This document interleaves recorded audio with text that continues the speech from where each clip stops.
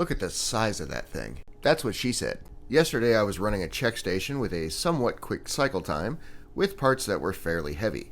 So by the time I got done, I had a pretty big appetite, which worked out for me because I had a pretty big idea. After a quick pit stop at Wally Mart, I started by enhancing some refried beans with a can of nacho cheese and arguably too much tapatio.